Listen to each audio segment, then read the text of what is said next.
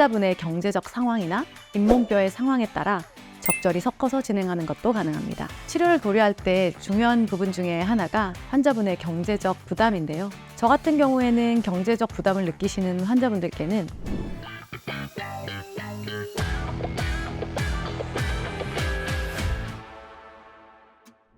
안녕하세요. 소중한 32개의 치아를 100세까지 100세 치아 지킴이 이은정입니다.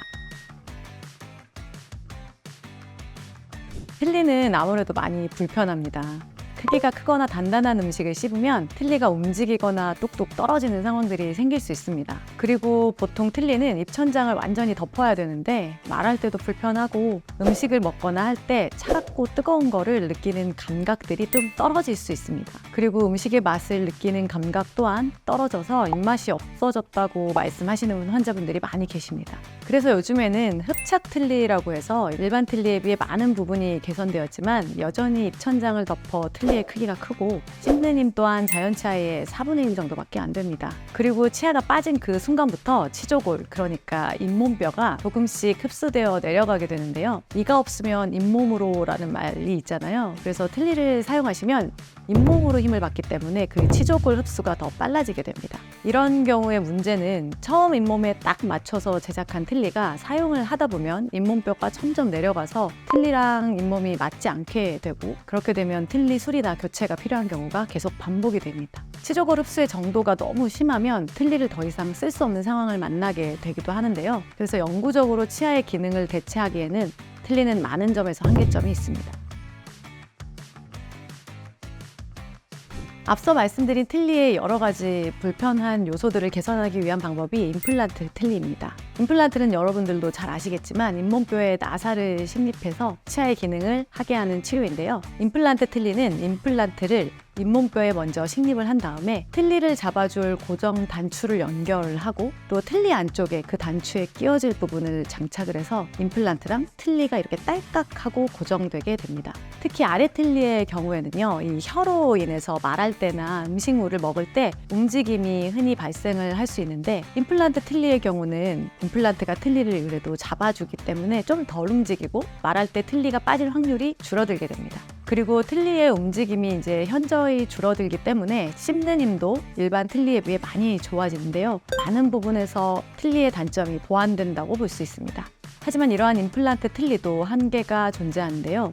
일반 틀니에 비해서 많이 개선이 되었다고는 하지만 자연 치아에 비해서는 여전히 씹는 힘이 약하고 밤에 주무실 때는 틀니를 빼셔야 하는 부분은 일반 틀니와 마찬가지입니다. 또 시간이 지나면 임플란트를 심은 부분을 제외한 나머지 잇몸들은 점점 내려가게 됩니다. 임플란트를 심은 부분도 다른 잇몸에 비해서는 흡수가 적지만 오랜 시간이 지나면 이 역시 조금씩 치조골이 흡수가 되는데 이것은 자연 치아도 사실 마찬가지입니다. 이러한 이유로 임플란트 틀니 또한 틈이 생기면 그 부분을 메꿔줘야 하는 사후 유지 보수가 필요한 부분들이 반복되기 때문에 완전히 자기 치아를 대체할 수 있는 대체제라고 보기에는 조금 부족한 부분이 있습니다.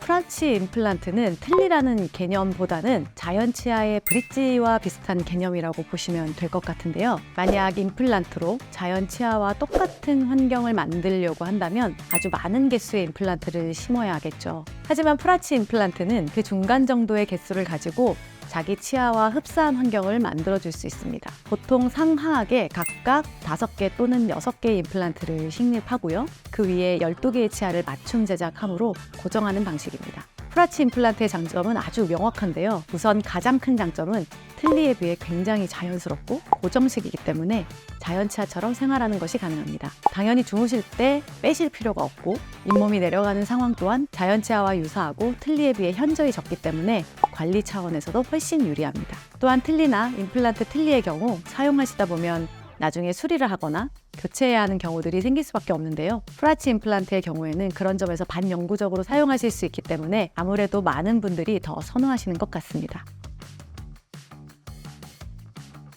임플란트를 선택했다고 해서 위아래로 다 임플란트로 해야 하느냐? 그렇지 않습니다.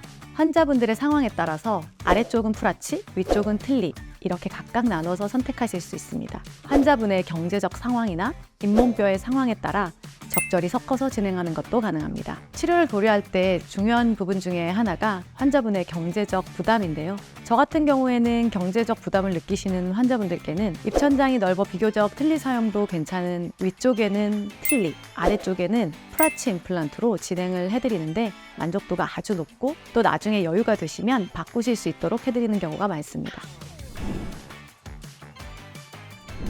오늘은 제가 임플란트와 틀니 치료에 대해서 많이 설명을 드렸는데요. 혹시 설명이 부족하거나 궁금하신 것들이 있으시면 댓글로 남겨주시면 제가 답변해 드리겠습니다. 그리고 영상이 도움이 되셨다면 구독과 좋아요 부탁드립니다. 지금까지 백세 치아 지킴이 이윤정이었습니다. 감사합니다.